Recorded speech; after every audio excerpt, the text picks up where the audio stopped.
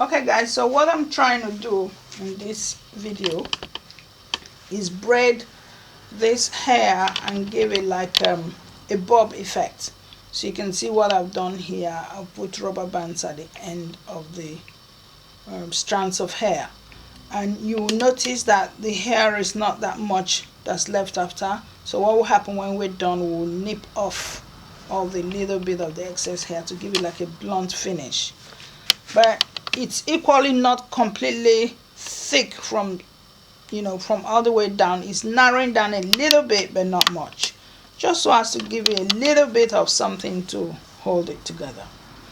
So the other thing I also want you to see is how I've achieved being able to actually braid the hair in as much as it's really short.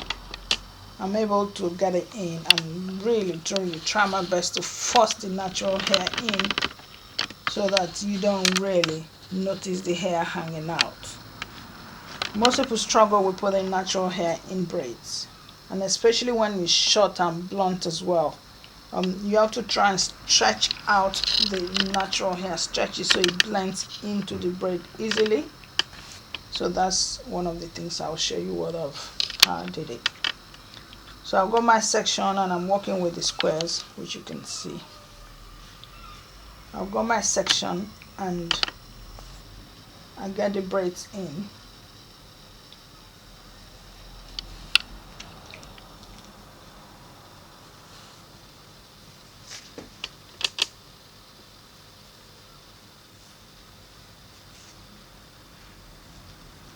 So most times what happens is when you have really short hair, you should try and make your strands really small as well, so you can pick them quicker.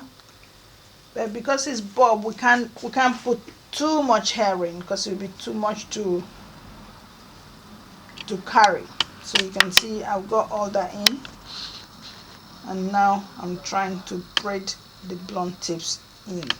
So you push it really in, see that little bits of hair, push it in and try and lift the extension over the strand of hair. You can still see the strand of hair, see how close they are to each other. Now in a normal situation, when you're braiding hair, the client's hair will stretch out, which is what we then call the natural tape, because they are not the same length.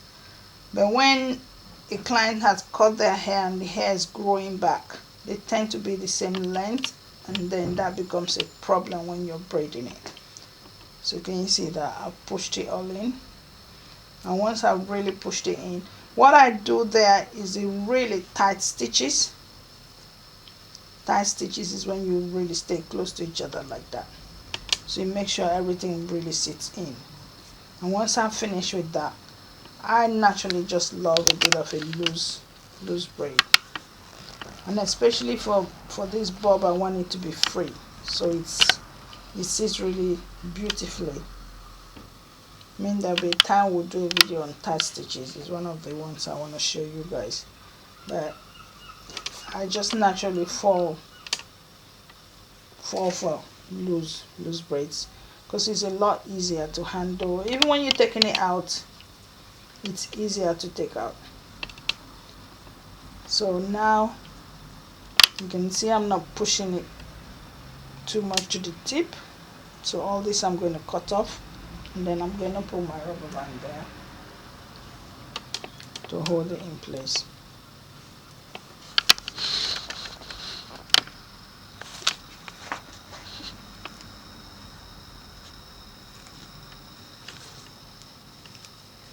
So you kind of like use it to create like a knot at the tip.